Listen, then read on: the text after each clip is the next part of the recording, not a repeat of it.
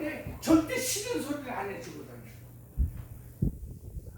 그래서 제가 말씀드린 게 중에 하나가 뭐냐면 사람이 이 땅에 존재하고 사람이 가지고 있는 그 사람의 지능을 흉내내도록 여기다가 학습을 시킨다면 그 학습을 시킨 사람은 도대체 어떤 놈이냐 이 말이에요.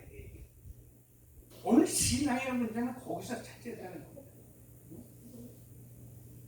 그래서 엄청난 그런 SF 영화들이 많이 나오는 거예요. 쉽게 말씀드리면 누가 옳다, 누가 그르다라고 하는 판단을 누가 해주느냐 말이에요. 이건 이 기계에다가 그 알고리즘을 집어넣어준 사람의 인격만큼 들어간다 이 말이에요. 근데 이 세상에 80억 인구가 80억 개의 지능을 가지고 있다고 생각한다고 하게 되어지면 80억 개의 인격을 가지고 있는 거예요. 삐죽대는 놈, 앙탈부리는 놈, 아주 사기꾼처럼 교묘한 놈, 아주 못된 놈, 정직한 놈, 진짜 받은 놈, 사랑을 많이 하는 놈, 했다 말았다 변덕 부리는 놈, 어쨌든 한데 과연 이 인공지능에 들어가는 사람 흉내내기에 그 알고리즘을 집어넣은 인간이 어떤 인간이에요? 앞으로 교회는 내가 누구인가 하는 자체를 진짜 인공지능 앞에서 더 확실하고 분명하게 드러내는 것이 먼저 중요하지.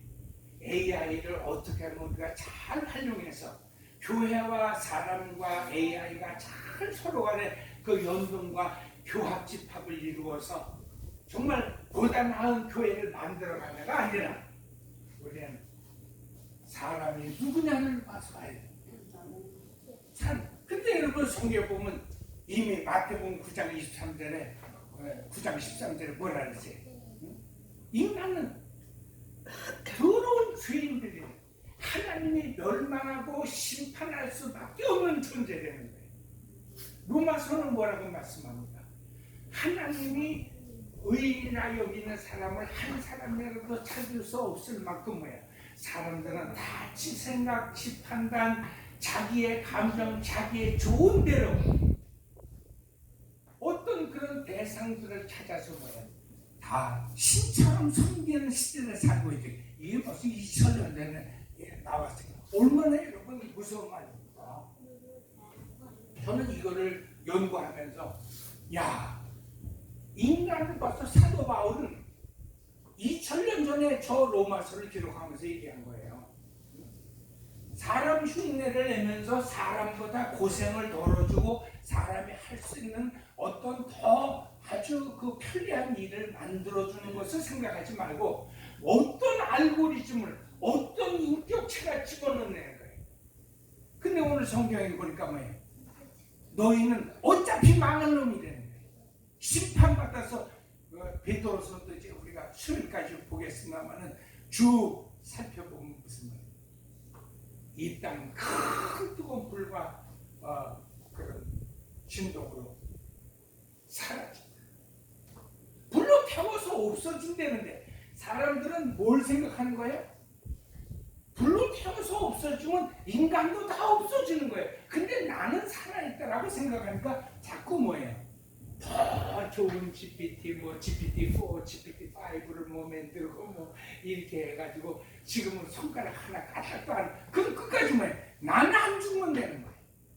벌써 여러분 성경의 가장 큰 대치가 되어지는 부분이 어디 있어요? 바로 그 부분이. 그 부분을 제가 딱 두 가지 단어로 성경 본문대로 하면 따라서 했다. 우상. 그게 우상이 되는 거예요. 우리는 내가 절에만 안 가고 부처에다가 절만 안 하면은 우상 숭배가 아닌 것처럼 생각하지만 우리가 우리의 삶에 우리의 먹거리를 충당해 주는 분이 하나님이 아니라고 생각하는 그 순간서부터 나의 먹거리로 말미암아 내가 이 땅에 존재한다라고 하는 가정 속에서 출발한 모든 일체의 이론과 사상과 형상과 모양과 철학이 가치가 교육이 다 따라합시다. 우상이라. 하나님은 그래서 성경을 통해서 말씀하시고 우상 숭배하는 자는 결코 하나님이 용서하지 않으신다는 거예요. 근데 여러분 오늘 로마서 1장에서 뭘 말하고 있어요? 이 시대 사람들이 다 우상 숭배하고 있다는 거예요. 해와 달과 별들을 말하고 하나님께서는 하나님의 신성을 담아두어서 누구든지 하나님 앞에 나 하나님 몰랐어요. 왜 나한테는 계시 안 하셨어요? 하나님이 계시다고 좀 진작에 얘기 좀 하시죠. 이런 얘기를 못하도록 하나님이 그걸 다 심어놓았는데 사람들은 그것을 이용해서 뭘 만든다는 거예요? 사람 마음에 흡족한 자기 신을 만들었는데 이게 바로 우상이라는 말이에요.